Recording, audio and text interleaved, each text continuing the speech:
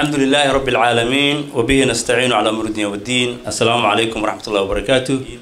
كسر هذا كلن كان قيمة بدن وأن عاوة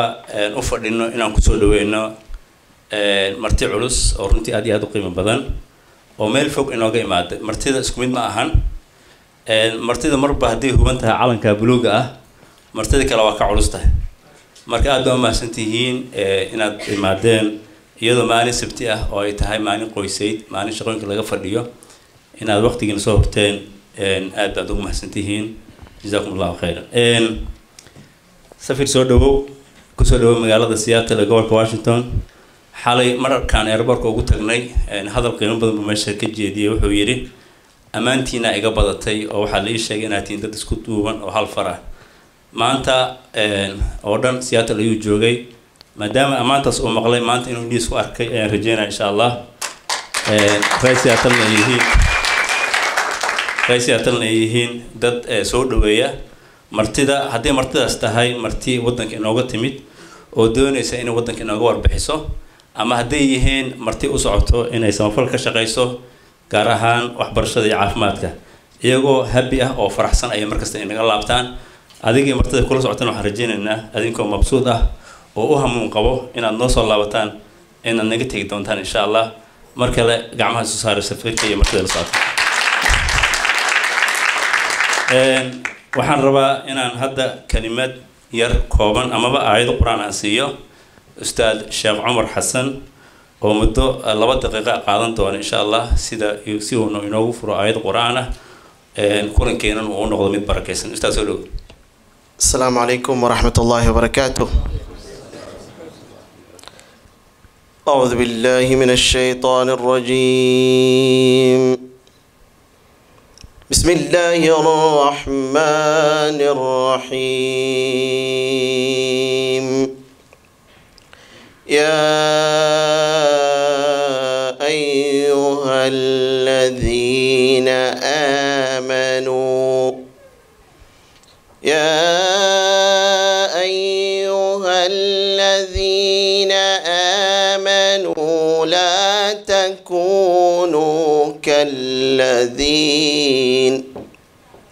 لا تكونوا كالذين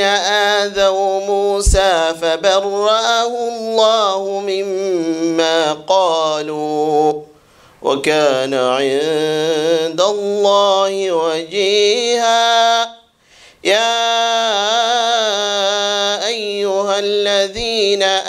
آمنوا اتقوا الله وقولوا قولا سديدا يصلح لكم أعمالكم ويغفر لكم ذنوبكم ومن يطع الله ورسوله فقد فاز فوزا عظيما إنا عرضنا الأمانة على السماوات والأرض والجبال فأبين أن يحملنها وأشفقن منها وحملها الإنسان إنه كان ظلوما جهولا ليعذب الله المنافقين والمنافقات والمشركين والمشركات ويتوب الله على المؤمنين والمؤمنات وكان الله غفورا رحيما. جزاك الله خير الله كسيه شيخ عمر ميزانك حسنات كان الله كقدر آياتها القرآن officially كلن كانوا فرن يهاي مركلة وحان كما دلنا إماتك إمادين كلن كان قيمة بدن waxaan rabaa in intaan barnaamij u guda gelin marti ayaa halkan fadhida runtii qaarkood meelo fofo inooga yimaadeen qaarkood ay rabaan inay kulamo ku qabsadaan maalmaha soo socda magaalada dhammaantood waxaan leenahay kulamadaas ay qabanayaan in laga soo qayb galo insha Allah waxaan kaloo rabaa inaan mahad celiyo martida qaarkood localka ah aan ku sharafnay halkan soo fadhiistaan iyo kuwa meelaha fofo inooga yimid oo ugu horeeyo safiir Dr. Daahir Cabdi Xasan oo ah safiirkeena cusub magaalada Washington DC oo fadhiyo sidoo kale waxa dhinaciisa fadhiya ambassador Cabdullaahi Maxamuud Warsame oo loo yaqaan Cadad Duqoob waxaan u maleynayaa in badan oo idin kamid ah wajigiisa kuma cusbo wuxuu ahaa safiirkii Soomaaliya u joogay 2016-2021 wadanka Russia adeer waa civil servant wax badan buu wadankan u soo qabtay gacmaha isku saara adinkoo maalgelina insha Allah sidoo kale waxaa xagga ka fadhiya walaashay Farduus oo ah first secretary-ga safaaradda Soomaaliya ee Washington DC qofada fircoon safaaradana shaqo badan ay ka qabta ilaa qarasiyo sidoo kale walaalmahad waa immigration officer-ka safaaradda isna wuxuu ka mid yahay howlwadeennada fircoon safaaradda dhammaantiin soo dhawaada waxaan rabaa inaan كلمات هذا السيو شيخ إليه وعن ربو إنه نبرارجيو آخرين حسوسية إن شاء الله علماء المجال هذا أيو كميدي هاي إمامية المجال سولو شغله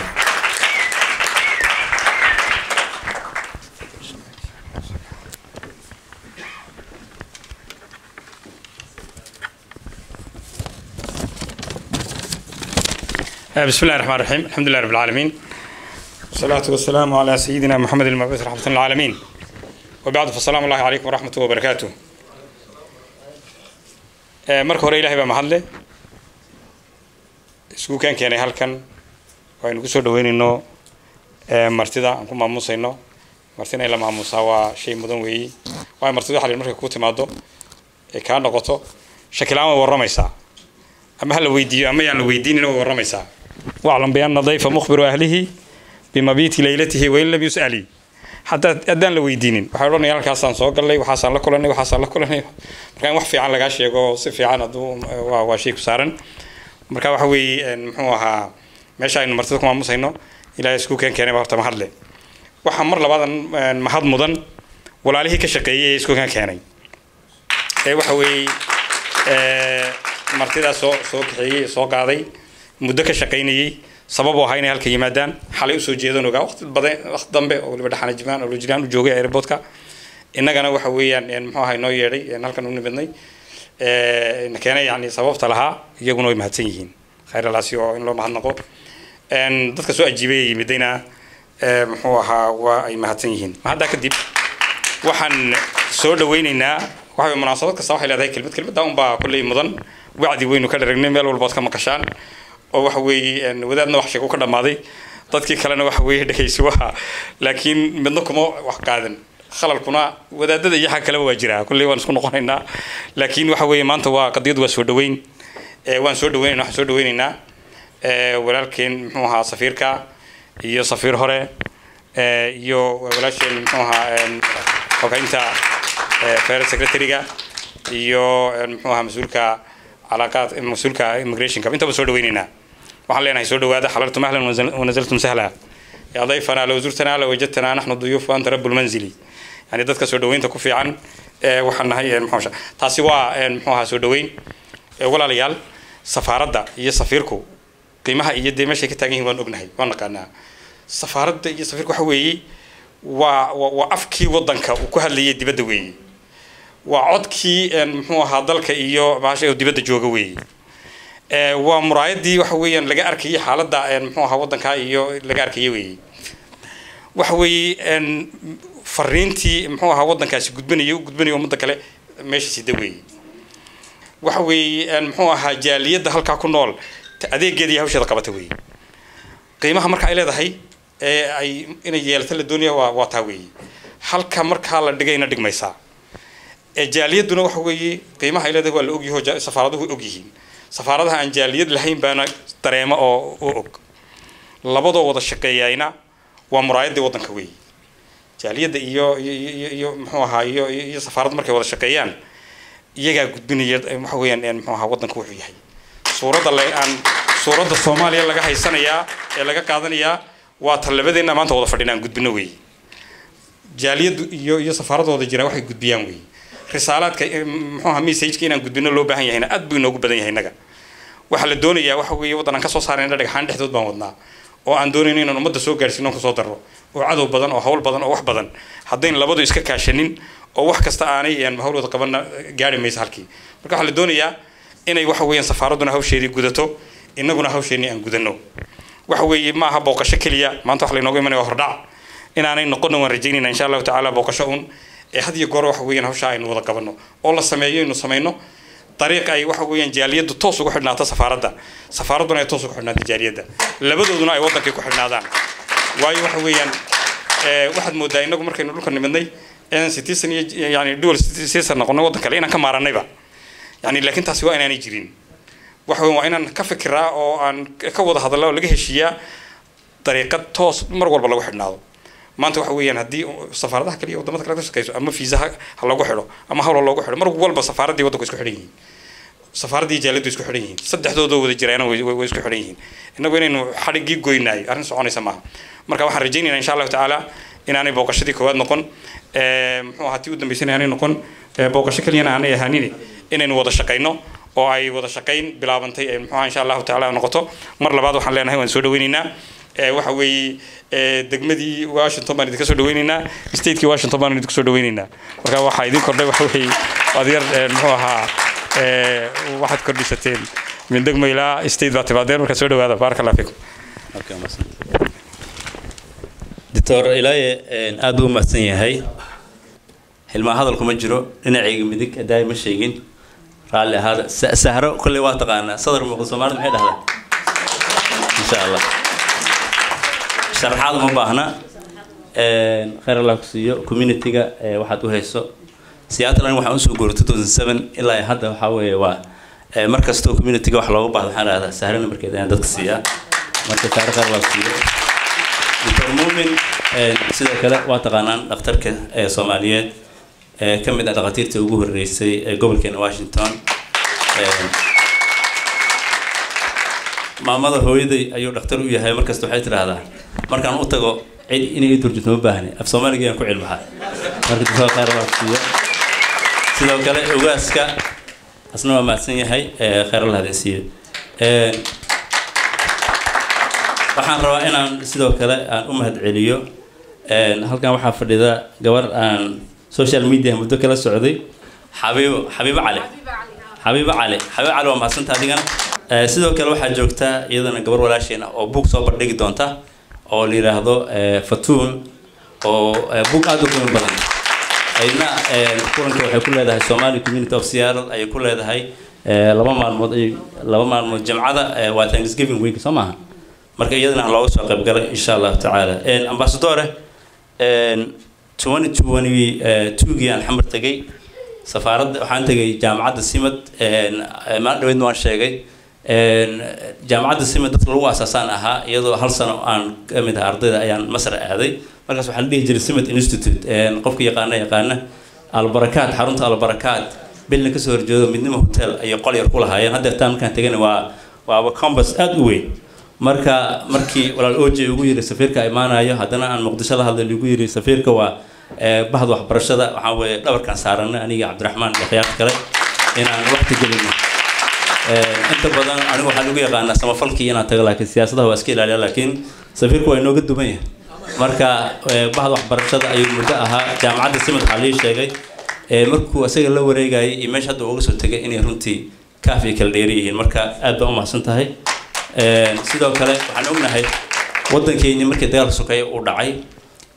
labada waxyaabood ee asaasiga ibnaadinka waxbarashada caafimaadka dhulka galeen wuxuu ka mid yahay markaan baaritaan ku sameeyay dadkii u istaago oo yiri jiilasha soo socda ee noqon waxbarasho la'aan oo waqti runtii geliyay in waxbarashada ay markaas muuqato waddankeena ayuu ka mid ahaa aad buu mahadsan yahay marka safiir kaliya ahna bahda waxbarashadana waqti ay soo geliyay waxaan rabaa hadda inaan u yeero nin aan wada taqaanaan oo anigu iyo akhyaar naga mid ah aan ugu yeerno mayorka magaalada oo runtii waqti badan geliyay kulankan anigu inta badan marban ka mashquulay laakiin isaga hadaan ahayn kulankan ma soo gali lahaynba marka subhana sallallahu alayhi wasallam xadiis wuxuu ku yiri ma la yushkiri naas la yushkiri allah qofkan dadku u mahad celin ilaahu ma mahad celinin marka inuu hadla xataa ma rabin ana ku qasban ku yiri maadaama aad tahay gudoomiyahayaga qaban qaabada waad ku qasbantanaa hadashid Cabdiraxmaan OJ oo OJ dhigo loo yaqaan السلام عليكم ورحمة الله وبركاته mahad ilaah iska leh insha Allah taala sidaan hore u iraba inaan hadlo ma rabo safiirka waan soo dhaweynay kaliya waxaan u soo istaagay walaalkii Xasan waa wariye moogtahay marka wariyaha MC marka laga dhigo uu silmaamaya marka insha Allah taala aad u mahadsantiin dhamaan inaan kulligeena mahad celiyo waxaan u soo istaagay kaliya aniga inaan soo dhaweeyo qof aniga iga sii qaalisan oo runtii magaalada maaragtay laga yaqaano wax tar badan leh oo aan u baahnayn in maaragtay wax badan laga sheego maama Zahro ila soo dhaweeya ma sha Allah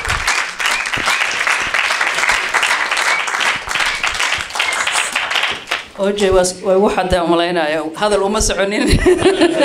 sirti waas la fahnaa assalaamu calaykum dhamaantii waad salaamay horta aad iyo aad aan ugu faraxsanahay caawa xafladan quruxda badan oo maanta wasiirkeena noo jooga Daahir Xasan Axabdi safiirka horta muddo waqti badan waa ku sugeynay shaqo fiican oo ku soo socota feelal badan oo idin haaya adiga gabadha secretary-da dhandham xafiiskeena insha Allah maadaama aan badanaa kala nahay waxa la yiraahdaa sidii Soomaaliya dhigi jirtay raas aseer iyo raas Kamboni amal sidoo kale waxaan kala jirnaa Washington DC dhinac kale kala jirnaa marka saas darteed waxa laga yaabaa dad badan oo marka qaar kood ay rabaan inay xaqiina ka sugaan warqado ay dhahan dhinacina soo wacaan marka alxamdulillah maadaama anaga xaqaas aan haysano xafiiskeena aadan ula shaqeynaa hadan waa idin sugeynay waxaan badanaa meesha anaga gudoominooga xaqaas OJ marka qaar kood ugu baahan waxaan OJ hay telefoonka adiga la qaadano magaciise marka runtii aad ugu faraxsanahay maanta in adigana aan soo dhaweyno reer siyaaro yaa laga cabsiinan siyaaro badan xooga roobkeedu waa yar yahay ma badna laakiin weegan xooga yaro dabeel waa iska jiraan laakiin macna mala insha Allah sleepless siyaaray dhahan magaaladeena marka laakiin waxa jooga dad aad u fiican wadankan magaaladan anigu waxaan joogaa 30 sano Soomaaliya oo yaraa ka soo tagay madiina ugu ma noqonin waxaan sugaayay Somali Airline oo soo bixisay markii hore marka sabar waa dhaha Somali Airline anoo ay soo laabanin uma socdo Soomaaliya ay soo bixisay waa inay celiya anigana marka waxaan kumrigu ugu horeeyay lagu gadi doonana anaga bixino marka xagaasna mid kale marka aad iyo aad u mahadsantiin walaa reer siyaaro horta always last minute hadii noqoto hadii mid kasto ay noqoto always garabkeena taagantiin waa isla caawinaa waa isla boodnaa waa isla sameynaa marka waxaan aad iyo dadku ugu jeclaynaa markasta wax allaala wixii markaas ay reer siyaaro ama martii noo timaado ama waxaan qabanayno aan isku duubanahay qeyraaladii wada siiyo hadan waxaan u mahadnaqayaa mar labaad aan ku soo dhaweynayaa wasiirka Dr. Xasan Dr. Daahir aad iyo aad u mahadsantahay magaaladeena kala soo qayb gashay ku soo dhaw siyaaro Washington assalaamu calaykum waraxmatullaahi wabarakaatuh waxaan rabaa inaan hadda kelmad siiyo Dr. Muumin oo isna ku xiga walaashay Sahro ku xiga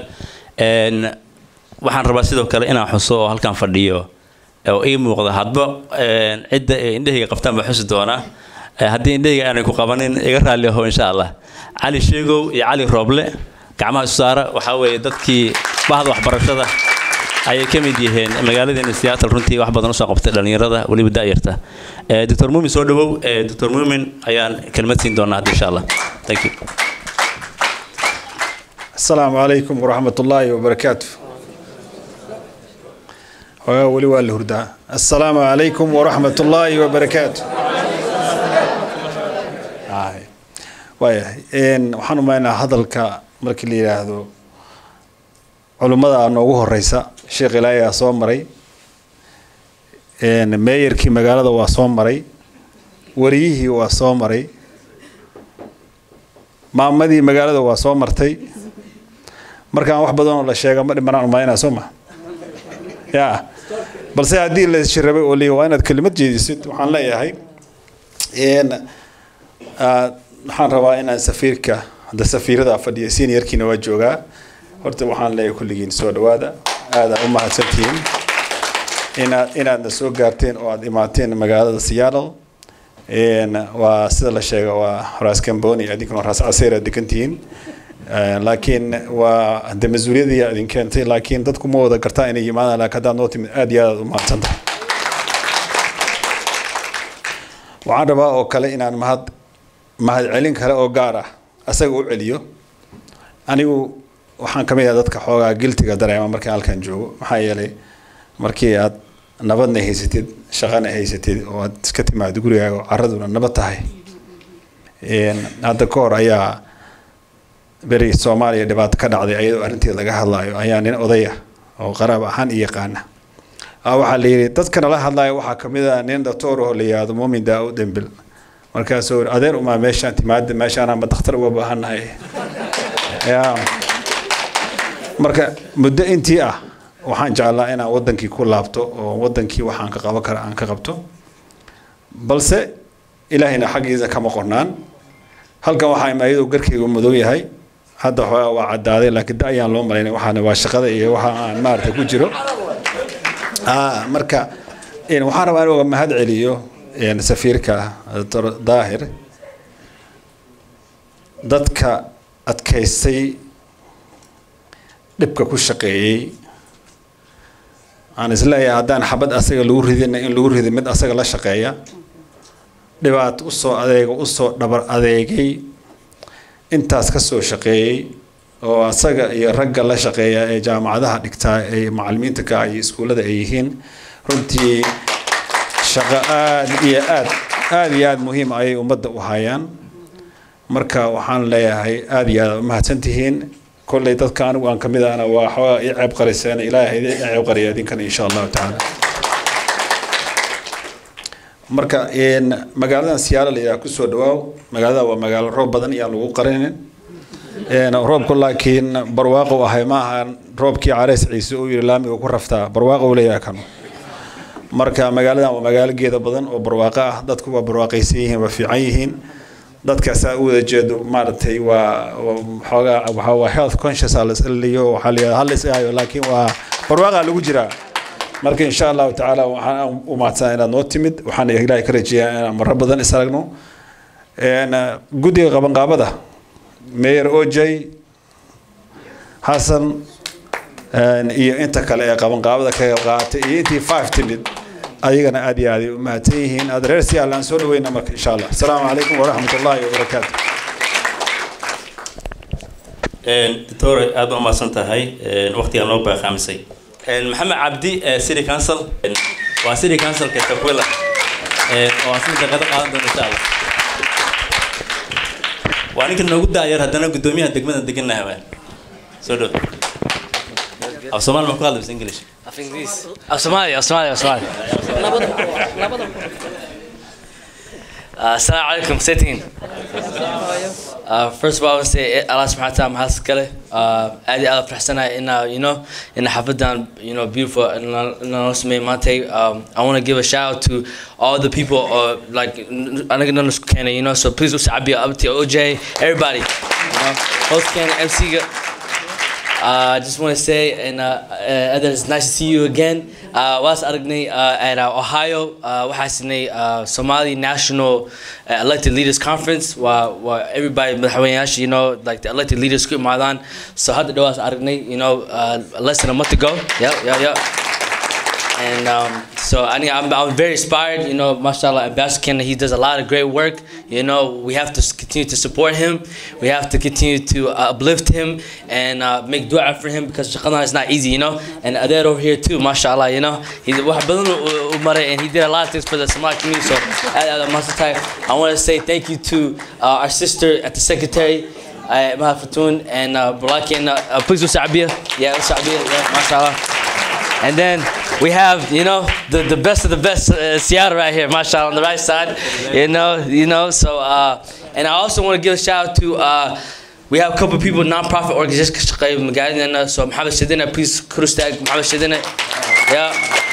We got Walakega, Hirsi, mashallah, you know what I'm saying? See Hirsi over there, and so many people here, mashallah. And I think that it's very important in Somali, like, to continue to support each other. It doesn't matter, you know, where you come from, whatever. We're one language, one land, somehow, right? We are one. So yeah, we are one. We're always one. So I think that's what I love about our city. We don't try to divide and separate one another, you know. And I think as a young person in office, I want to represent the Yarada, you know. I want us to have more young people to continue to be the best, you know. Because, you know, where can you guys, mashallah, a lot of you guys, I call you guys Eders, Javieres, you know. There's not a lot of young people, you know, that do shaqadan, you know. They don't even come to Hafid Yashan, these two. So we have to change that, you know. So we have a long way to go, but I want to inspire Irmihina. I want to inspire, you know, your daughters, your sons to be better than me, you know. And I want to continue to what did the inner Osman, you know. So I want to thank you guys so much. Thank you guys.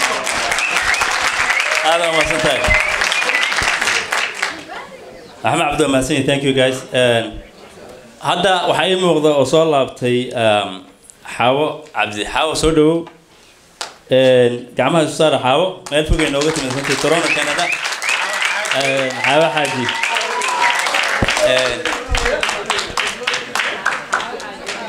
Marka kelimad soo dhaweyn ayay sii doontaa safiirka insha Allah. Soo dhawow.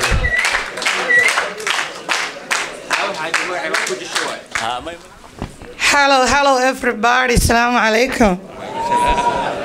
It's not easy. It's not easy to be me.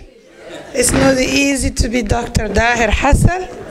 It's not easy to be Mama Sahra. It's not easy to be all of you. How's everybody doing?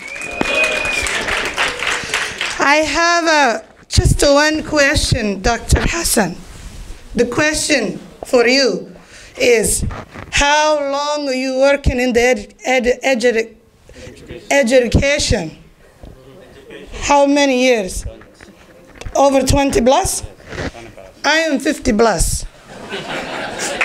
As a 50 plus Somali woman, I think I started my education when I was 50 plus, over 35 years ago. And when I was in my ESL program, they told me, you can't do it. You cannot. They said you cannot do it because you're 50 plus. So I said, education has no age. Just Somali women, Somali people, we believe in each other. We believe in ourselves. Without education, you cannot make any declaration. You cannot be appointed to any station. You are going to live a life of aggravation. Everything will seem like a familiar sensation, but you are the light for the nation.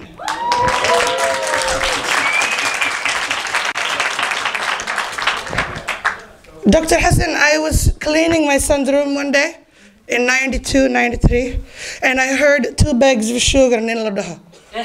He said, lady, don't you know you are appreciated? But no one above you, sweet lady. Anigu waan yaabay, waan fadhiistay. Waxaan idhi leen wiilkayga wuxuu dhegaysanaya waaba baari. Aniga qub iyo qac baan u malayn jiray. Ilaan educationku waxay tartaa. It's a bridge, it's the bundo between the not knowing and the knowing. The rain and the snowing. The cold and the hot. The people who got it and the people who don't. So what we know as Somali people is this. If you put your best foot forward and if you try to do what the haters, the ops, tell you cannot do, you can do it. You can do it, put your mind into it. 1990 hip-hop Wegawalen. That's another category. But I want to tell you, all you young people looking at me, if I can learn the English language at 50 plus. If I, rap game is not easy. Wagas 92, 93, nin Yuraburan. Actually, we're Buran now. Let's not cover it up. His name is Biggie Smalls. What is a Biggie Smalls? Well, oxymoron, right? It's like a sweet and the sour. I said, you been Shagaya. Beriyahan wahasob bahanin Little Wayne. Little means little in English. And Wayne means big in Somali. He's also trying to confuse us. Like in a little easy one would be here. The point of my story is nobody thought I would be at the top of the rap game. Yar adana into yimid malimba. And I told him, Wariyahe, you don't want to battle. You a snag like an apple. I'm a full course meal. He's a Costco sample. I said, how you gonna let a Hoya beat you in some flip-flop sandal? Daniel Baladoho, and damn, Daniel, I heard you were fragile. How a Haji too lit like the flame of a candle. I said, Wariya, you better stop before I make you an example. For all these other rappers trying to knock on my castle. I told them I like my white folk, my egg yolk to be scrambled. After I was done with him, Dr. Hassan, his whole life was a shamble. Aniga, any game you put a Somali lady in, she's gonna win it. Yes, we can, Obama nakaw kornay. That's how he won. Somali lady said, yes, we can. And young people, yes, you can. If you want to be a Safir, yes, you can. If you want to be a Wazir, just because it rhymes, yes, you can. Teacher, doctor, with that, yes, you can. And if they tell you at 50 plus you can't rap, you say, get out of here with that crap. Do you know I'm going to make you run a lap? Around the circles in where you lack is the gap between me and you. I'm the bundo. That's the bridge. I can see right through you like the glass of a window. Big Indo, got you hypno off the tempo. And my flag stay blue like I'm Enzo. You know Enzo? Anyway, that's my favorite soccer team, Chelsea, but that's neither here nor there. Dr. Hassan, you inspire me at 50 plus to be me. How a hatchy, it's not easy. Every day we hustling. So, Rare Seattle, the reason I come back all the way from Canada is number one, it's cold there, so I need a warm place. Number two is because the warm people of Seattle make me feel like I'm home. So this is what they do for you, what they did for me. And it's not easy being Haji. It's not easy being all of you. Dream high, never give up. 2 bags of sugar also keep your hair up. Ooh, child, things are gonna get easier. Keep your hair up. Even when you fed up, don't ever layer it up. Even if it's hard on the knees, just to gear it up. Sorry, that's it. I love you guys. See you tomorrow.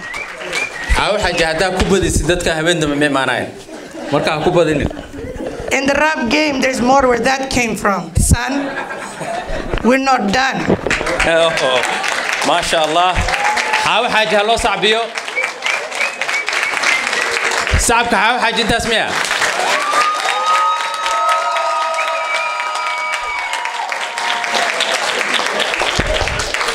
MashaAllah إذنكو آدم مهسن وحا إنو دمان سدح قفو كلا إن شاء الله تعالى كدبنا وحان كسو دوين دونا سفير كينا هدو إلهي رادو هني حسن عاوة إسلا إمسي قرينينا marka insha Allah taala markana waxa ila soo dhaweysaan nin oday ah oo maalinkii la caleema saarayay aan runtii maaragtay saaxiiba ahaynaniyo saaxiibtino inta iga baxday ugaas noqotay ila soo dhaweeya ugaas Maxamed insha Allah taala la soo dhaweeyo ugaas Maxamed insha Allah taala inuu kalimadiisa soo dhaweynta ah oo noo soo jeediyo insha Allah dadaa waxay iga sugayeen ugaaska beeshu yahay inaan sheegay moogta niman ay soo text gareynay marka ugaaska annaga dhan ugaas noo yahay ma sha Allah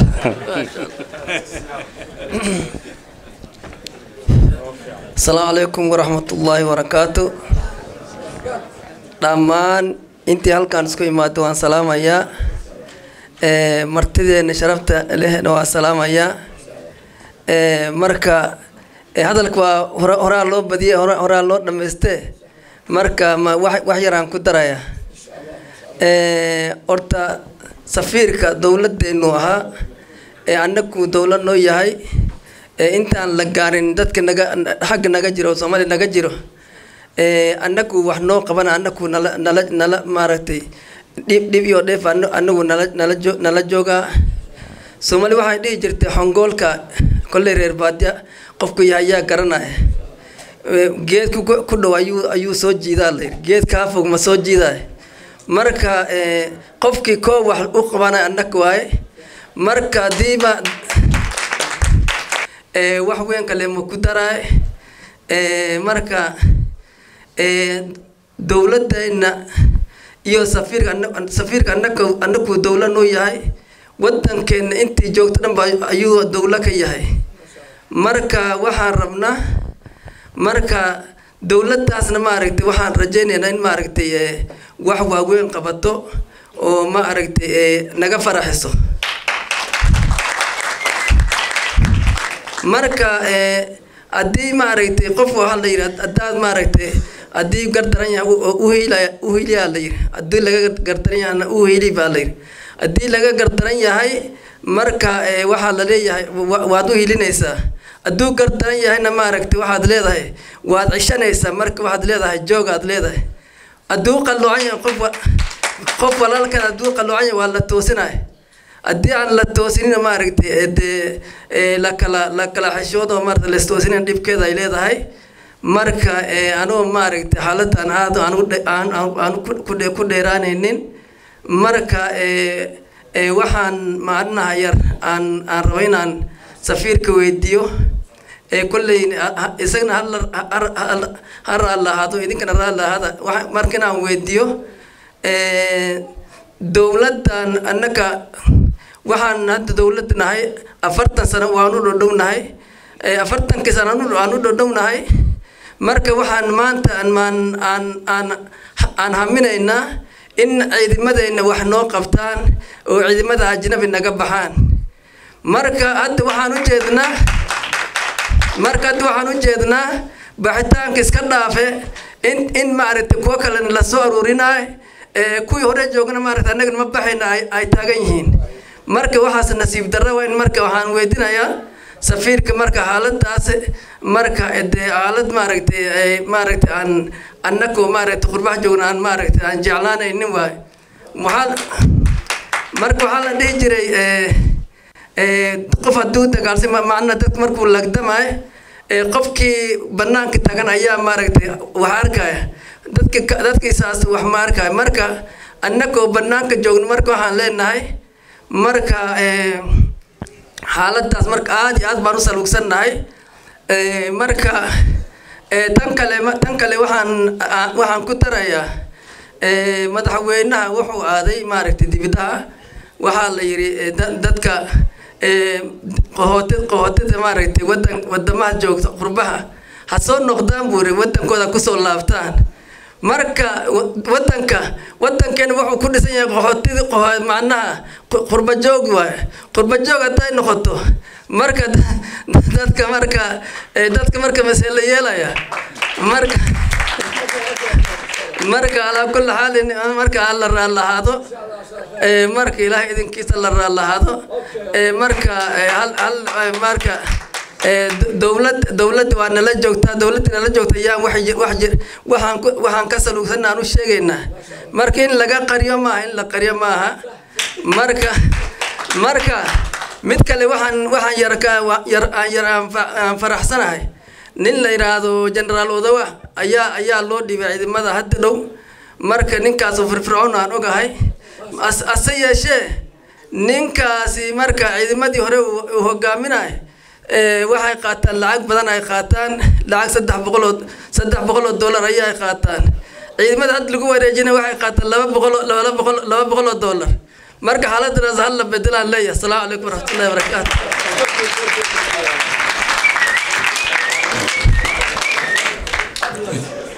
ugaas maxamed aad buu mahadsan yahay khayr allah siiyo ugaaska thank you guys waxaa halkan fadhiyo dhalinyaro safiir magaalada Seattle aad iyo aad uga fircoon oo jeclaystay in ay ku soo dhaweeyaan qaarkoodna kelimad ay halkan ka qaataan dhalinyaradaas waxaa ka mid ah walaal Afrikaan magaciisa naanaysta maahna waa magaciisa rasmiga Afrikaan waxaa ka mid ah Ali Mario oo runtii aad u fircoon waxaa ka mid ah Maxamed Shidane oo ka mid ah dhalinyarada aad ku fircoon magaalada waayid hore gabyaabo hadda bariyan gabaydu uu joojiyay waa sama wuxuu noqday organization ayuu rangareeya waxaa kaloo ka mid ah Cabdiraxmaan Yare oo dhalinyarada hadda wadanka timid sida goonida ah safaaradda inay il gooni ugu fiiriso aan rabno marka saddexdooda waxaan ka codsan halkan soo istaagaan nin walba uu daqiiqad iyo laba qaato insha Allah marka soo dhawaada Ali iyo Cabdiraxmaan iyo Afrikaan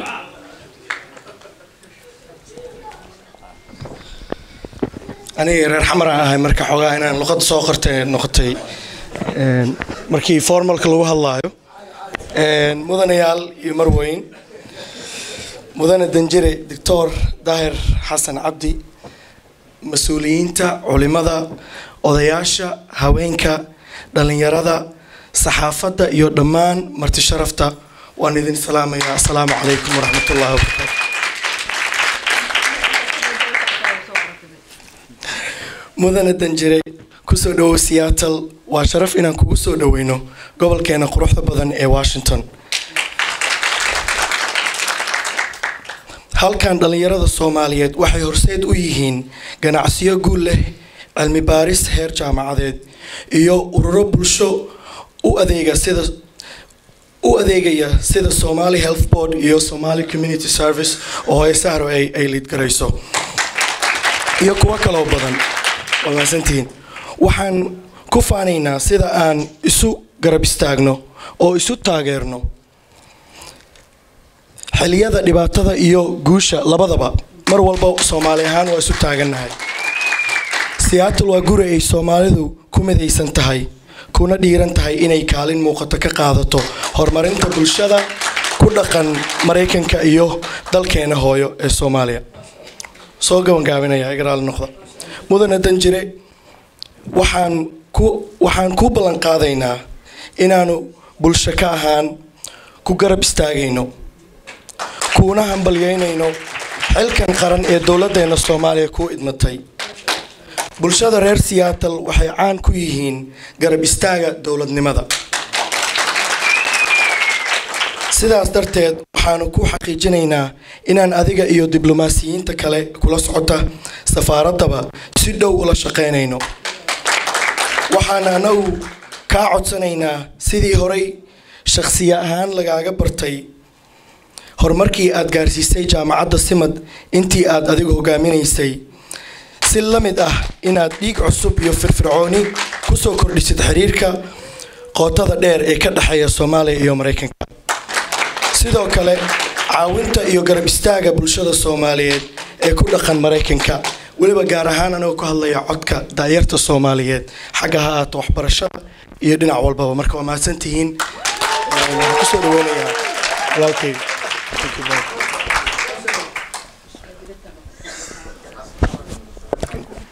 السلام عليكم ورحمة الله وبركاته. وصعبي يا أخي كمان. ما شاء الله. كل واحد سو خرطي لكن مربينا إنا أخريه وحاجة على قلبي أنا كهلو. قيس. وحاربة إنا السلامو. ومزهرة توتوري وجاسك إيو شيخنا. وحاربة إنا السلامو ولكن نجوين توتور daahir xasan cabdi daahir cabdi xasan waxaan rabaa inaan hal wax ku sheego waxaa soo gasheen magaalada oo shucaac isku furan oo ay imaadeen waqti xun ay imaadeen fahantay marka waa saxina khaladkeena waxira jiro magaalada xalla ka socdo marka insha allah magaaladana waa saxeena insha allah waa dejinaynaa maadaama aan ahay gudoomiyaha magaalada sportska Seattle Washington waxaa qaada full responsibility ah maadaama dhalinyarada oo youthka ah barin macnaha safaaradda waxay tahay taasina waxaa keenayso education la'aan keenayso because dadka naga weynaay waxay busy ku yihiin wax kale busy ku yihiin anagana waxaa waaye waxaan nahay jaahil ma naqaano macnaha qiimaha aan leedahay iyo shaqada ahaatidbo hadda qalbiga hadlaay ma naqaano maqsimo laakiin markaa arkay sheekheena markuu hadlay oo dhahay dad waxaa noo fadhisaa Soomaaliya matasha marka oo dhahay boo anima waxaa dhahay ceeb tacal infanti so maadaama gudoomiye sportska ahay waxaa rabaa inaa ballan ka qaado adiga iyo maxaa lahaa asxaabtada ku socoto ina youthkeena barno macnaha adiga haasid wadanka noo haasid meesha noo fadhi Washington DC noo fadhisid macnaha waxaa waa marka adiga shidan tahay nuuraysid anagana waa nuureynaa laakiin hadda anaga khaladka anaga qaadanayno maadaama ana ahay sports gudoomiyaha full responsibility qaadaya mar damba insha Allah ku azuumeena saan shaqadan waa arkay insha Allah assalamu alaykum wa rahmatullahi wa barakatuh السلام عليكم ورحمة الله وبركاته. waxaan aad ugu faraxsanahay inaan caawa ka soo qayb galo xafladda quruxda badan ee soo agaasimeen jaaliyada reer Washington State ee lagu soo dhaweeyay safiirkeena Dr. Daahir Xasan Cabdi. waxaan bogaadinayaa culimada isimada nabadoon dhalinyarada dhammaan saxafiyiinta sida konsulka fadhiya ee soo agaasimeen xafladdan quruxda badan lagu soo dhaweeyay safiirka. Assalaamu alaykum warahmatullahi wabarakatuh. marka xigta waxa farxadiya ana waxaan ka soo qayb gali jiray xafladaha Cabdiraxmaan Ahaana oo qaybta dambe waliba fariisan jiray balse maanta ay noqotay ana magac dhan xambaarsan inaan halkan soo istaago. magacaasna wuxuu yahay magaca noo bixiseen oo ah meel kasta gaarsiisan waxa weeye kelmadda darbi ka soo bood. magaca iyo musiiba maalin bay baxaan waa idinku qaadana dadkeeni waa tihiin. waxaan halkan u soo istaagay safiirka su'aalo badan oo aad ii soo weydiiyeen. horta waxaan sii cilaamiyay kulankan weyn aan jimcii hore jimcii sii cilaamiyay dhalinyarada dadkii ugu badnaa su'aalaha luuqa igu soo diray waxay ahaayeen maxaa safiirka ka doonaysaan su'aalo badan bay soo weydiiyeen sida taabid oo kale soo bari oo kale hadii xaalad timaado soo wadankiina kuma laabanaysaa. dhalinyarada dadka waxaan rabaa inaan u sheego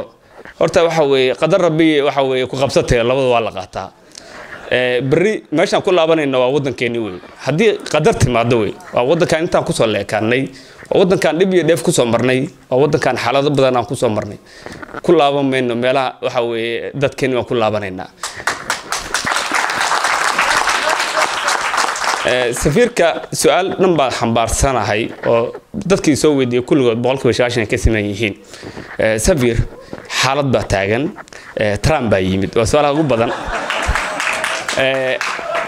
asoo kursiga wali tagin wuxuu sii magacaabay madaxii tarxiilka. su'aalaha ugu badan waxa weeye dadku soo weydiinayaan January haddii kursi ku fariisto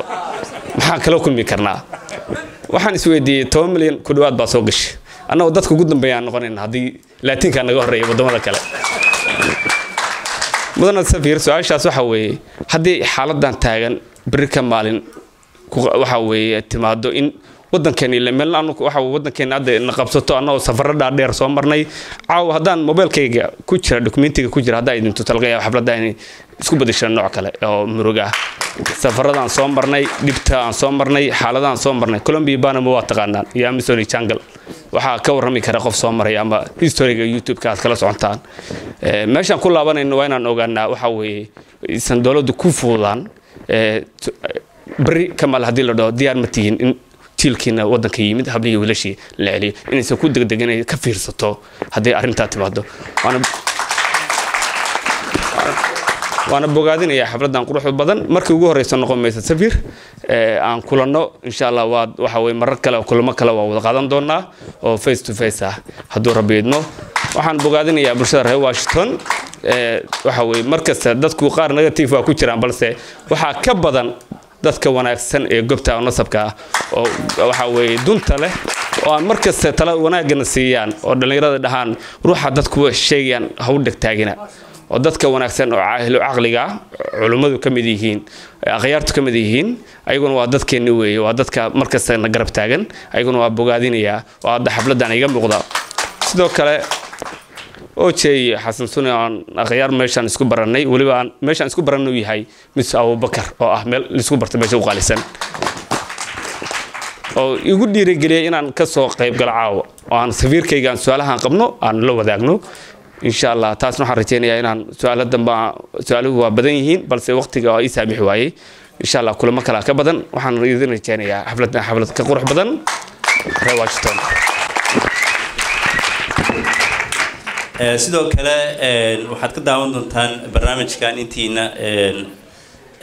ay u soo wargelin yimaadaan Somali TV of Seattle of Washington State oo uu hogaaminayo walaal Cabdikariim Kalkaal oo runtii waqti badan geliyay inuu barnaamijkan duubo aad u mahadsan yahay bahda Somali TV aad u mahadsan yahay waxaan hilmaahada kuma jiro waxaan rabaa inaan u mahad celiyo in aadteen qiimo kula bulshada Soomaaliyeed ee Seattle oo muslimiin oo bahda sportiska ah oo waqti badan runtii daayirteena madaaliyay sportiska aad u mahadsan yahay sanadka halkaas u fadhiya ambassador waxaa jira organization aad u qiimo badan oo magaaladeena Seattle muddo ka jiray u adeega daayirta gaar ahaan waxbarashada barada diinta quraanka oo la yiraahdo Al-Furqan Academy of Washington oo uu hogaamiyo al-ustaad Maxamuud Sheekh Aadan Bassam عمل كسار جزاه الله خيرا sidoo kale waxay qabtaan tartanka quraanka sanad kasta Ramadaan kasta sanadkan waa loo madlan yahay insha Allah waan ku casuumatiin dhamaantiin Ramadaanka duu Ilaahay gaarsiiyo inaan ka soo qayb gashaan oo dacmisaan oo aad waliba macallin Maxamuud aad baad taqaanaan muadinka masaajidka Abu Bakar masjidada idin soo diray soo jawaabtaan insha Allah taala sanadka hore aad buu qurxanaa tartanka arday fara badan oo gobolo badan ka imaada ka qayb gashan sanadkan waxaan rajeynaynaa inuu ka sii qurxoonaado marka insha Allah ajir xasanaad socdo ayaad heli doontaan hadduu macalinka la soo xiriiro oo qayb qaata dhaqaale iyo fikir iyo inaad caruurtiina keentaan si ay u qayb qaataan insha Allah taala marka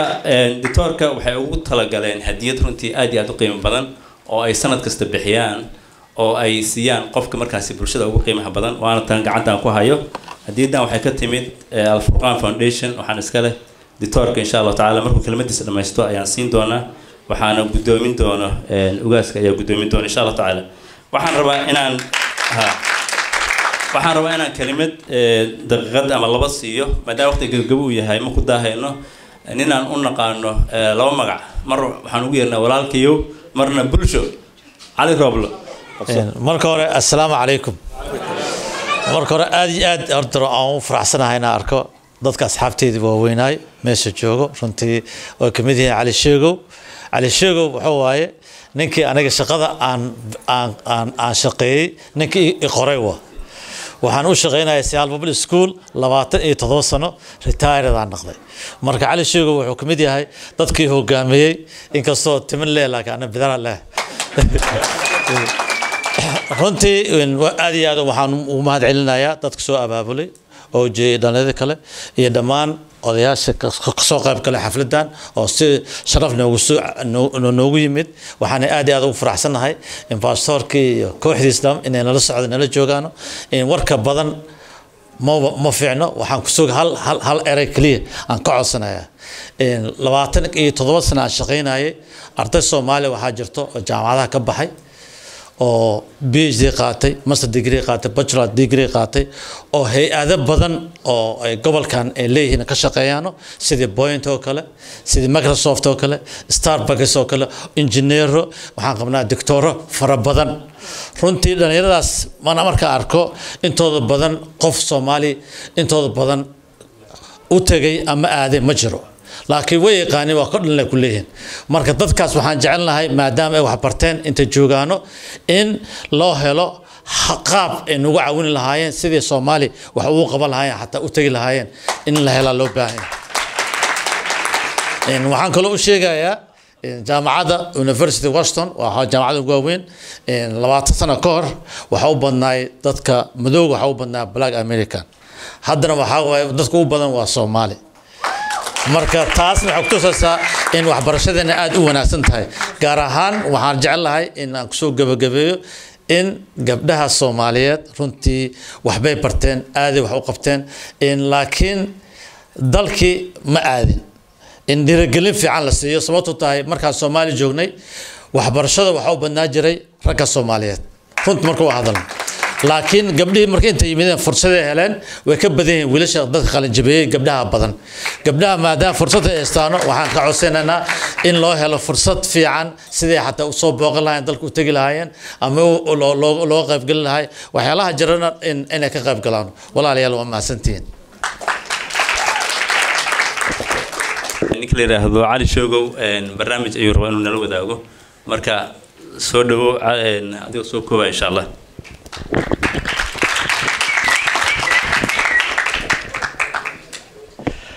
magacayga Cali Shogow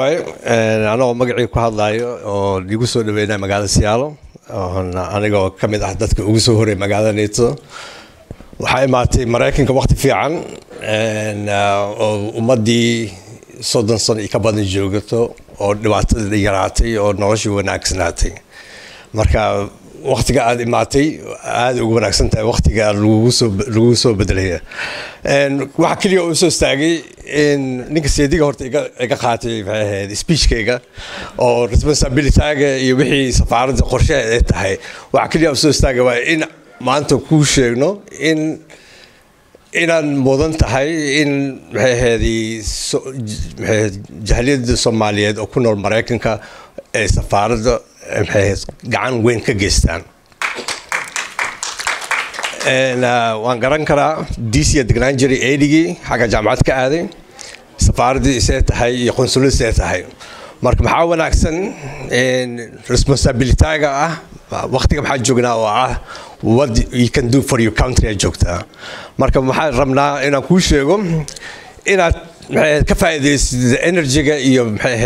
iyo resource-ka oo dadka qurbaha jooga oo reer Soomaaliyeed in safaaradda Soomaaliyeed xafiiskeedu waa fiican yahay laakiin wuxuu u baahan tahay in safaaradda guri lahaato oo safiirka ahaado meel image fiican leh oo dadku soo dhaweyn karo marka safiir waxa ku dhihi lahay inaad guddi suubisid iskugu aruurisid si lagu habeeyo oo guri ama McLean ama Potomac Embassy Row inaad ka mid noqonaatid aad la degnaatid safaaradaha kale meesha degan yihiin waa arrin muhiim ah in safiirkeen ka soo jeedo xaafad qurxoon oo dadku soo dhaweyn karo markaas image-keena lahaan karno tan kale sida Mama Zahra sheegtay waaye it's very important in Somali ayana la soo celiyo Boeing Seattle tahay waa reer Seattle arrintaas waa arrin easy lagu celin karo haddii aad guddi saas suubsid soo dhowr guddi u baahan tahay mid kooga kaaga shaqeyso in safaaradda gurigeeda ahaato mid wanaagsan $3-4 million oo kacaysa waxay baahan tahay halka reer Seattle ugu horeynaysa milliga ugu horeysa anaga dhiibi karnaa marka anaga taas waxay qaaday laakiin waxay baahan tahay in guddi suubsid aniga raayna ka ah in ka mid noqdo guddigaas aad u maasan yahay waxaan rabnaa inaan halkan idinkugu sheegno maama Xaawo oo banaanka fadhida oo gadaysa products ay artists oo runtii waqti ay gelisay inaad ka gadataan markaad sii baxaysaan iyo soo gelisaan labadaba sidoo kale waxay haysaa warqad gifti ah oo loogu talgalay safiirka in wax loogu qoro loogu mahad celiyo marka ayadana way gadaysaa waxaysaa marka qof walbo taga insha Allah okay hilmaan hadal kuma jiro safiirka waxaan ka hormarin doonaa adeer ambassador Cabdullaahi Maxamuud Warsame Cadda Duqow السلام عليكم ورحمة الله وبركاته علماء خيارته هوينك دليلة مرلبات والإسلام يا السلام عليكم ورحمة الله وبركاته سيدا هوري لينكو شيغيبة وحانا هاي صفير هوري وحانا هاي معلن هوري مركا أنا جاي سفيرك وحبا موداقنا mar waxaan islahayn bahda waxbarashada muddo aada u dheerna waa kusoo jira aniga oo asiga waa kaga sii horreeyey sidoo kale waxaan kaga sii horreeyey diblomaasiyada sidaasaa marka waxaan u nahay laba qof oo isku meel kasoo farcantay waxbarasho marka cawada joogista aan la joogo oon garabkiisa fadhiyo ma ahan mid iska timida waa mid isukaa keentay waxaa naga dhexeeya marka hore waan ka mahadcelinayaa soo dhaweyntii wanaagsaneed oo loo fidiyo safiirka cid kastoo meeshaan ka hadashay iyo qof kastoo ka hadlay soo dhaweynta wanaagsan oo loo fidiyey iyo ballanqaadyadii hadda ka dambeeyay oo loo fidiyey waan ka mahadcelinayaa safiirka waa iga nasiib badan yahay sababta iga nasiib badan yahay waxaa waaye maanta wuxuu hor fadhiyaa bulsho intaan la eg ayuu hor fadhiyaa sababtaan u leeyahay waxa waaye 2016 ayaa aniga lay diray safiir Russia Moscow aan ka degay hal qoys oo Soomaaliya oo deganaay oo aan la kulmay ma jirin kaligay ayaa tagay kaligay ana ka soo tagay marka caawo waxa waaye waa cooriyaa maanta inuu intaanu bulsho ah in maanta ay soo dhaweynayso ay ka soo qayb gashay soo dhaweyntiisa waa nasiib waa asiga oo helay anigana waan ku cooriyaa insha Allah Allahna u barakeeyo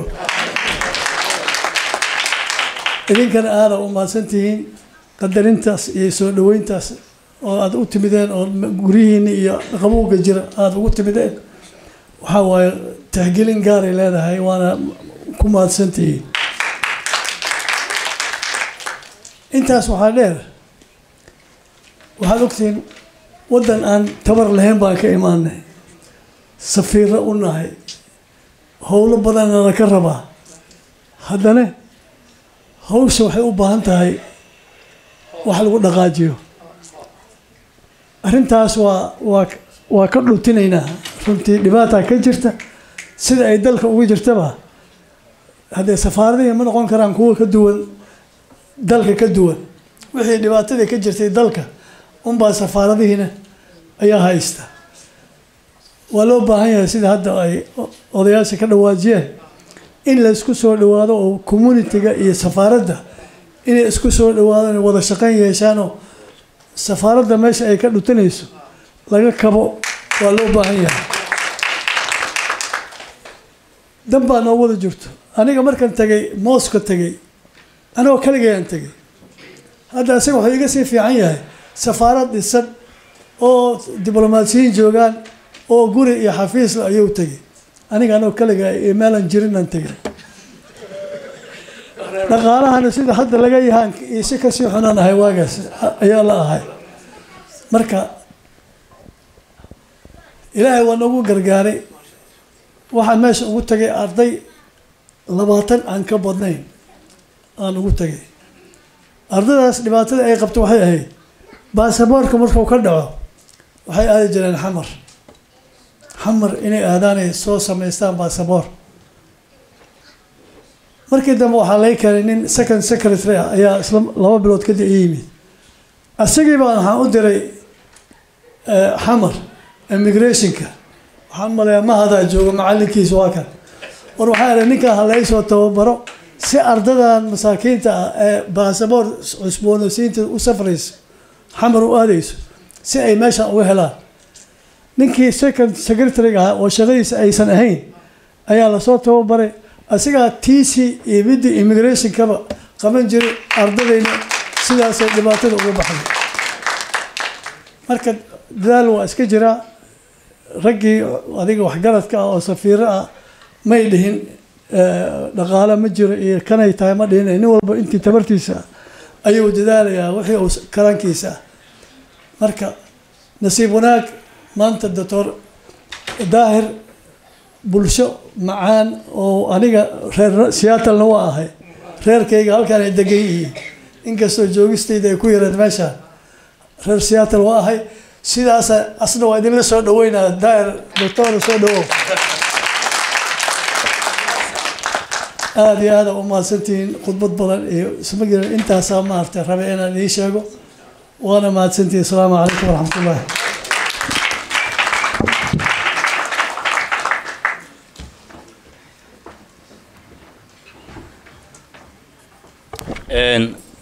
waxaan rabaa hadda inaan u yeero cabdiraxmaan oo CV-ga safiirka si fiican usoo akhriyey oo safiirka soo dhaweyn doono kabacdina hadiyadaas aan ugu talagalna safiirka ayaan guddoonsiin doonaa cabdiraxmaan soo dhow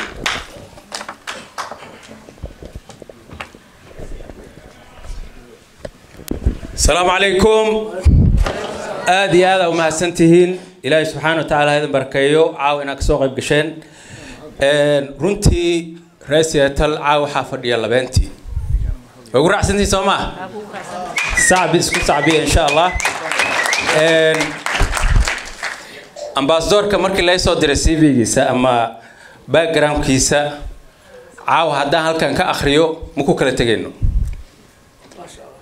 runtii markaan fiiriyey from hadday dhan waxa la sheegay raas aseertu raas company Soomaa from A to Z wallahi qofkii ma aragtay akhriya wuxuu dareemayaa mas'uuliyadda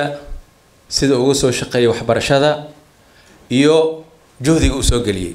marka horta aan u sacbina safiirka insha Allah taala inta hadda dadka martiqaada magaalada dad badan oo halkan fadhiya oo caawa aan suurtagelin inay halkan ka hadlaan codkooda soo gudbiyaan waxay kulligood ii sheegeen simad waan ka soo baxay jaamacadan dhigtay macallinkaygu ahaa adeerkaygu wax baray walaalkaygu wax soo dhigay hor safiirka saa umada weyna waxa madaxiisa caday waa stress maanta wada soconay qof bini aadan ah oo ciyaalka xaafadda ah oo kaftan badan ma sha Allah إلهي سبحانه وتعالى بركيه CV جيسا واحد بدن كمشيء لكن وحاربا سقلبي أنا وكه الله مجعب بالشدة سيارل إنا إلى سود ويسان سفيرك إن شاء الله تعالى سفيرك على سود ويو كأن وقت جيسانو بدي وعاون أوصل تلقى إن شاء الله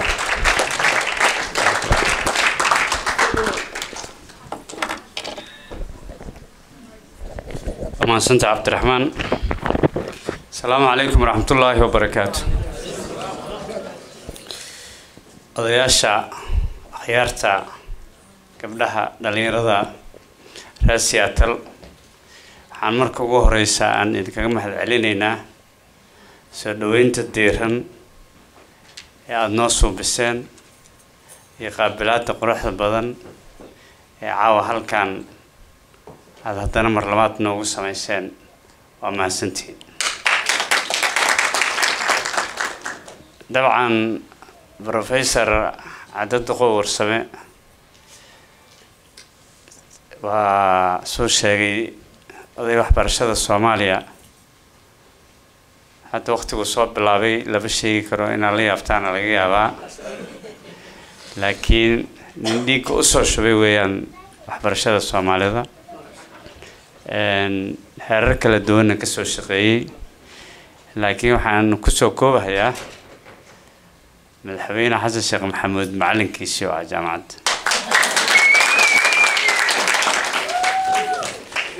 دبلوماسيدنا meel adag ayaa loo diray una ka soo dhalaalayo diblomaasi kastana waxa shaqadiisu ay tahay in qarankiisa meel alaali meesha u dirsado inuu ka shaqeeyo odayaashii iyo gabdhihii halkan ka hadlay hadaladii dhiirigelinta ahaa ay noo jeediyeen soo dhaweynta lahaa aad iyo aad ayaan uga mahadcelinaynaa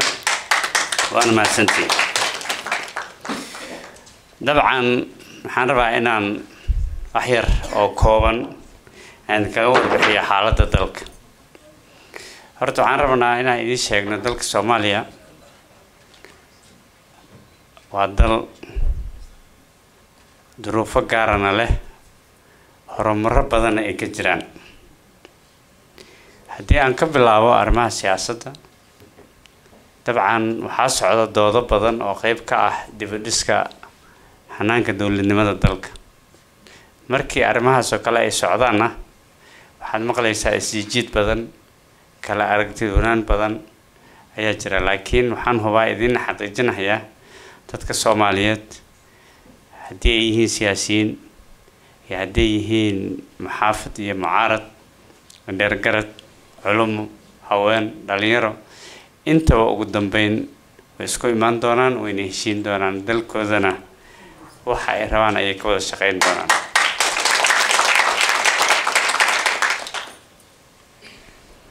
arrimaha dhaqaalaha dalka Soomaaliya wuxuu u jihaystay istaraatiijiyad cusub oo la dhaho geoeconomics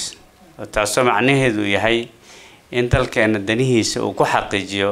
isweydaarsi xagga dhaqaalaha waxaa la socoteen in dalku uu ku biiray ururka dhaqaalaha bariga Afrika oo dadka Soomaaliyeed ay maanta ay shalayna ka ganacsan jireen maantana ka ganacsan barina ka sii ganacsan doonaan gobolkaas oo suuq aad u ballaaran ah oo ilaa 300 milyan ka badan oo qof ay ku nool yihiin oo haddana ay Soomaaliduna ku ixtiraaman yihiin ayna joogaan wadan walbana uu ku qalqaalinayo madaxda dawladeena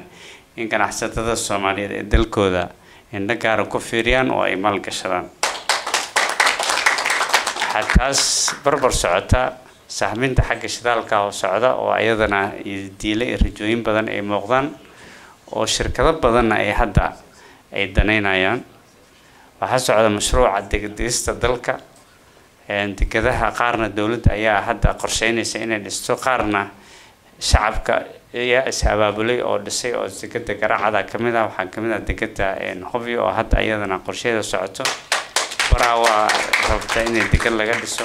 Ceelmacaan la rabaa in mid laga dhiso ilaa Saylac ilaa Kismaayo in dhaqaalaha iyo kheyraadka badda ku jira laga faa'iideysto ayaa loo soo jeestay sababtoo ah habnololeedka dadkeeni ay ku noolaayeen shalay iyo midka maanta adduunyada ay ku nooshahay isbedel weyn ayaa ku jira marka waa in habnololeedku uu isbedelaa beerihii iyo xoolihii ma sii shaqayn karaan ama dad badan kuma tiirsanaan karaan dadkii magaalooyinay soo galeen dibadahii aadeen marka nooc cusub oo dhaqaale ah oo dalka inuu laga hirgeliyo istaraatiijiyadaas ayaa qorshaheeda u socda wadankan Mareykanka aan safiirka la igu soo magacaabay aad bay noo soo dhaweeyeen calaaqaad aad u wanaagsan ayaana kala dhaxeeya labada wadan waxaan rajaynaynaa amalka cusub oo yimaada oo iman doona bisha Janaayo sanad soo socotana in xiriirkaas uu sii kobco labada wadana ay wax wada qabsigooda iyo saaxiibtinimadooda uu sii fiicnaadaan adinkana bacdama aadiin Soomaalida Mareykanka ama Soomaali Mareykan in soo calaaqaadkaas u fiicnaan lahaa aad kaalin iyo gacan ka geysataan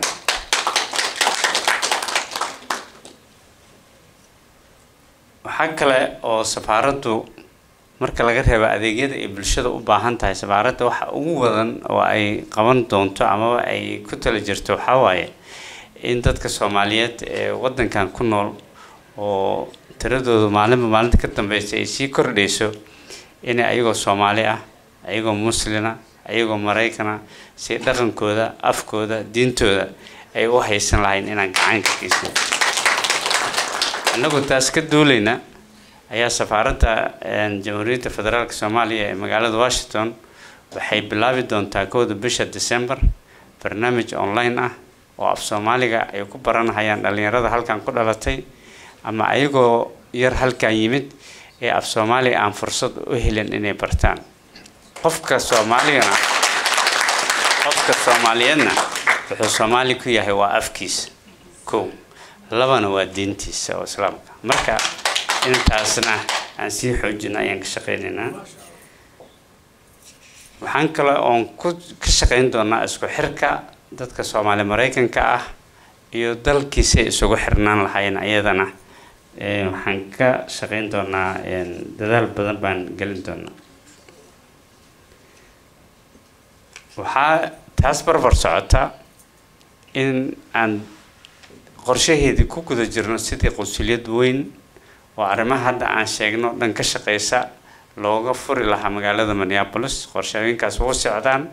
in ogolaashii waa ka haysanaa wasaaradda arrimaha dibadda Mareykanka laakiin waxaa wajiyadii kale oo dowladii gobolka Minnesota iyo Minneapolis inaan la xajiisano oo halkee laga furaa iyo see loo furaa ayuun baa noo dhiban. haddii taas lagu guuleysto magaalooyinka waaweyn ee Soomaalidu ku badan yihiin sida Ohio, Seattle-na ayadana waxaan rajaynaynaa in wajiyada xigta ay noqdaan.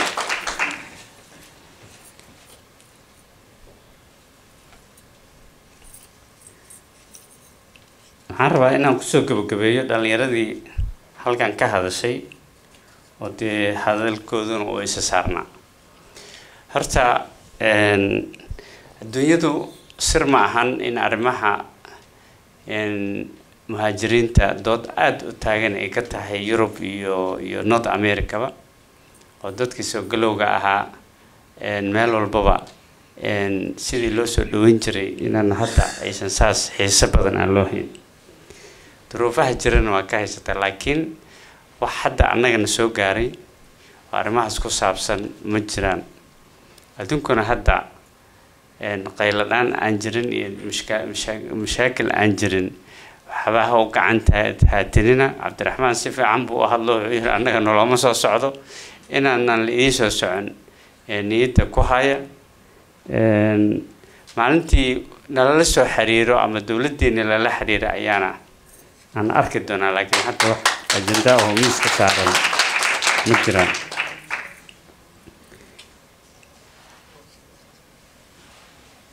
waxaan kaloo rabaa inaan waxayda ka iraahdo ugaaska asagana su'aalo ayuu weydiiyey. dabcan arrimaha nabadgelyada ciidamada dalka Soomaaliya 2022 dagaal aan qorsheysnayn ee shabaab looga ciribtirayo deegaanada ay joogaan ayay dawladdu bilowday. dagaalkaas marka dagaal loo diyaar garoobay ma ahayn. markii khubradii militariga ay dib isu fariisteen waxaa laga maarmaan noqotay in hubka saanada logistikada iyo tirada ciidamada iyo tababarkaba kor loo qaado si looga adkaado. taasna hadda way soo dhabaysamatay. waxaan rajaynaynaa waqti aan dheerayn in ciidamada Soomaaliyeed iyo oo kala duwan ay awood u helaan inay amniga ay dalka dhisaan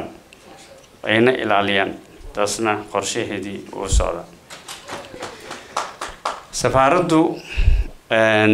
shaqada ugu weyn oo aan hayno waa in dadkan sidii aan isugu xiran lahayn dalkoodii iyo ayaga.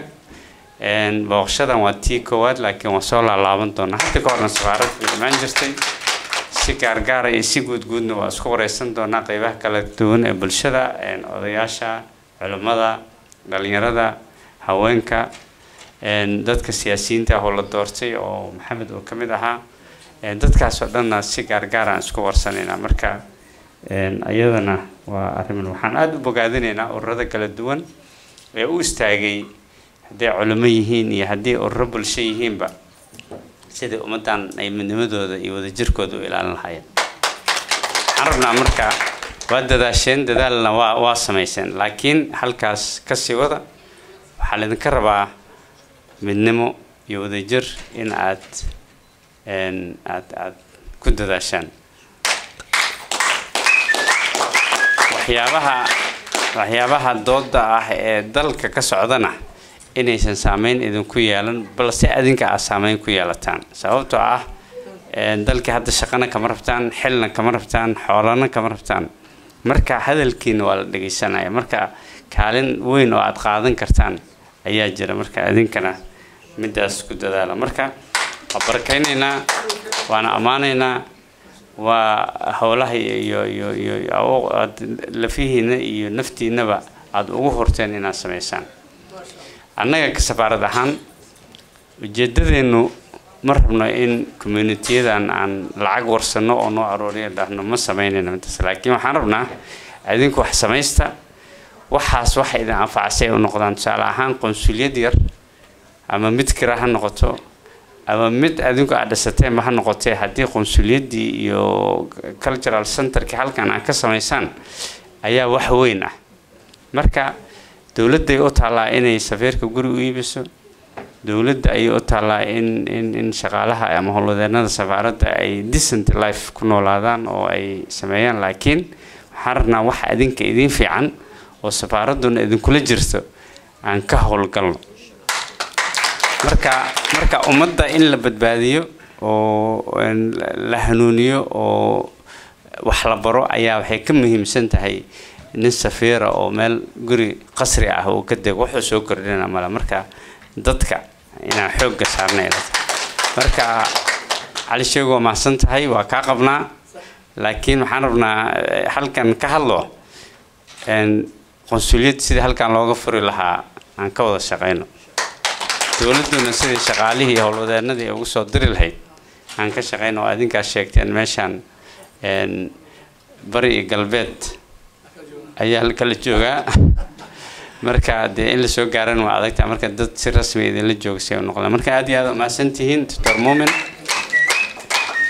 caafimaadka weli dalkii waa looga baahan yahay asalaamu calaykum waraxmatullahi wabarakaatu safiirka intaanu fadhiisanin waxaan rabaa inaan u yeero ugaaska iyo dictorka iyo sahraba intii halka soo istaagan sidoo kale ustaad maxamuud alfurqaan foundation inaan isna u yeero halkan soo istaago si aan hadiida sidoo kale waxa safiirkana sidoo kale inuu soo istaago labada safiir sidoo kale waxaa jira giftigan oo ay maamo xaawo iyaduna ugu talagashay safaaradda in lagu qurxiyo iyadana waan ku wareejin doonaa insha Allah haddaan idin yara sheego alfurqaan foundation sanad kasta waxay bixiyaan alfurqaan reward marka 2024 waxaa nasiib u yeeshay inuu helo safiirka sidoo kale alfurqaan waxa ay safiirka ka codsanaysaa hadduu waqti helo in quraan tartanka dhici doona ramadaanka inuu ka soo qayb galo wuu aqbalay marka السلام عليكم ورحمة الله وبركاته السفير كأنه بركيسن واللي بركيسن الله كو بركيه يقدون عيد الفرقان إن شاء الله بارك الله فيكم السلام عليكم ورحمة الله وبركاته بسم الله الرحمن الرحيم وحوم هذا علينا الله سبحانه وتعالى عاوى إن أسكون ما نالكان قدري waxaan kaloo mahad celinaynaa saacadda safiir Dr. Daahir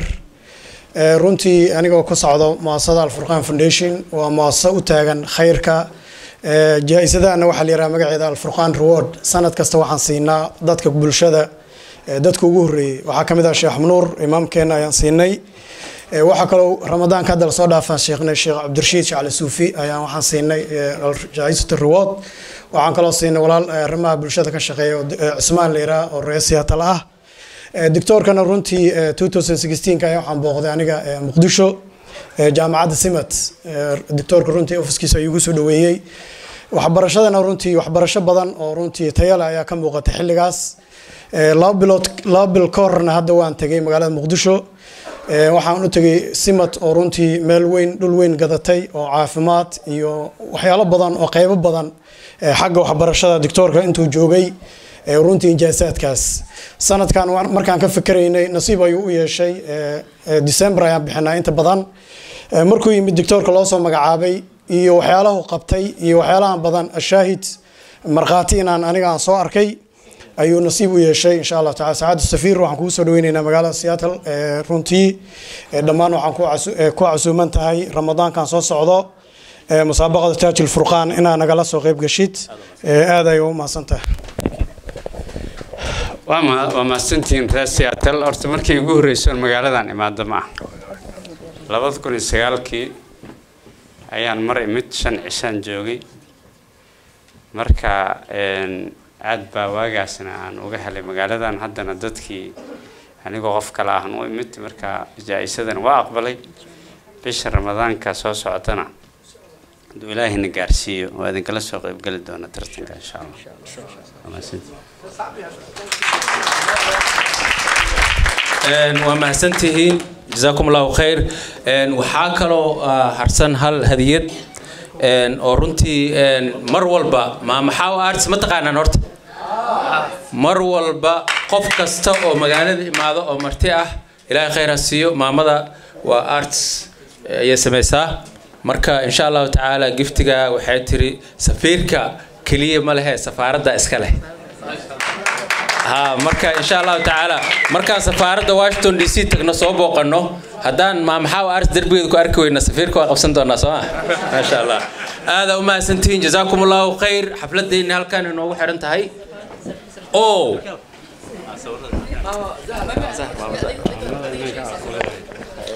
maama xawa aad iyo aad u mahadsan tahay horta 2 cisho ka hor ayaa waxaan la kulanay jaamacadda carabta safaaradooda Washington ku taal waxayna sheegeen 5 bisha December inuu jiro xaflad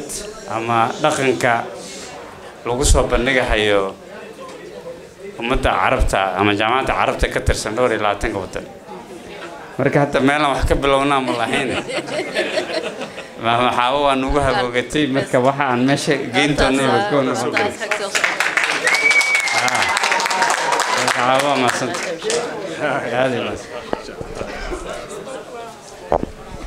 hadiyada ugu dambeysay insha Allah taala Somali Community Service Social wada garanaysaan aniga Seattle markaa imid aniga xataa meesha ugu horeysay oo shaqada ka doontay way marka insha Allah maama Zahro ayadan giftigaas ugu talagay safiirka Zahra waa maasan tahay hadiyadan qaaliga iyo appreciation kan iyo bogaadinta waan ka aqbalay maasantiin waan ka aqbalay ما شاء الله هذا ما سنتين جزاكم الله خير ما محاوها الله سعبيو حفلة دالكاسين وحرنتهاي إن شاء الله تعالى